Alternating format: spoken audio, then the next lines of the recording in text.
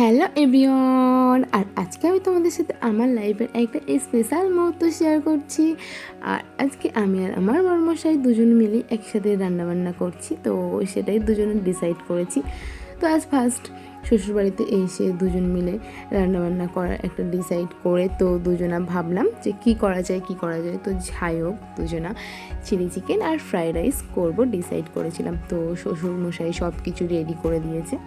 আর আজকে শ্বশুরমশাই শাশুড়ি মা দুজনের নিরামিষ, তো ওনারা কেউ খাবে না, ওনারা দুজনে আলাদা করে রান্না করে নিচ্ছে আর আমরা আমাদের জন্য আলাদা করে রান্না করে নিচ্ছি। তো দেখো, ভাইও একটু আধটু হেল্প করে দিচ্ছে। তো আমি আর ভাই চলে এসেছিলাম। তো তারপর বাবাকেও, মা আর বাবা দুজন মিলে ফোন করে নিয়ে চলে এসেছে, বাবাও এসে গেছে। তো সেটার জন্যই আমরা সকাল 11টা থেকে রান্না করা শুরু করে দিয়েছি।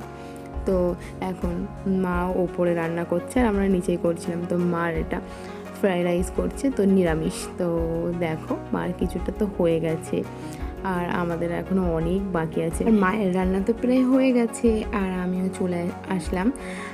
ম্যারিনেট করা ছিল চিকেনটা, তো সেটাই নিতে এসেছি আর দেখতে এসেছি মায়ের কতটা রান্না হয়ে গেছে। তো আমাদের চিকেন ম্যারিনেটটা আমি নিয়ে গেলাম, এটা এখন ফ্রিজে দেওয়া ছিল। তো সেটা নিয়ে অনেকটা টাইম দিয়ে রেখেছিলাম, মিনিমাম 1 ঘন্টা পার। তো সেটাকে নিতে এসেছি আর দেখতে এসেছি মা কতটা রান্নাবান্না করা হয়ে গেছে। তো দেখো আমাদের চিকেন ম্যারিনেটটা কেমন হয়েছে। তো যাই হোক, এবার এটাকে আমরা পকোড়া করে নেবো আস্তে আস্তে। তো আর তার মধ্যে মায়েরও রান্না হয়ে গেছিলো, মা একটু টেস্ট করার জন্য দিয়ে গেল, দেখো নিরামিষ কেমন হয়েছে। তো সেটাই টেস্ট করছিলাম। তো ভাই একটু গালে দিলাম আর বরমশাইকেও দিলাম। তো ভাই তো বলছে যে না, হেভি টেস্ট হয়েছে। নিরামিষ তো নিরামিষও টেস্ট হয় আশা করি, আমি যতটুকু জানি। তো যাই হোক, উনি এখন বাদামগুলো ভাজছে। তো আমি একটু আধটু হেল্প করছি, আবার উনিও করছে। আর মাঝে মাঝে তো ভিডিও বানাচ্ছি আর এখন পকোড়াগুলো করা হচ্ছে। তো পকোড়া করা হচ্ছে প্লাস খাওয়া হচ্ছে।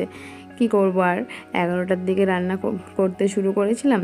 তো 11টা থেকে আমাদের রান্না করতে করতে দুজনের মিনিমাম 4টে 4:30 বেজে গেছে। তো তার মধ্যে খাওয়া দাওয়া করছিলাম, কিছু পকোড়া ভাজা খাচ্ছিলাম। তো তারপর দুই বাবা একসাথে বসে বসে আমাদের ঘরের কাজ হচ্ছিল, তো সেটাই দুজনে মিলে দেখছিল। তো ভাবলাম সেটাও মিস্ত্রি কাকুরাও ছিল। তো তারপর ওনাদের সবার খাওয়া হয়ে গেছিলো। তো আমরা লাস্টে খেতে বসেছিলাম আর মাও খাওয়াইনি, আমাদের সাথেই বসছে আর বাবারা সবাই খেয়েছে আগে। তো তার মধ্যেই আমাদের খেতে খেতে তার মধ্যে হঠাৎ কারেন্টও চলে গেছে।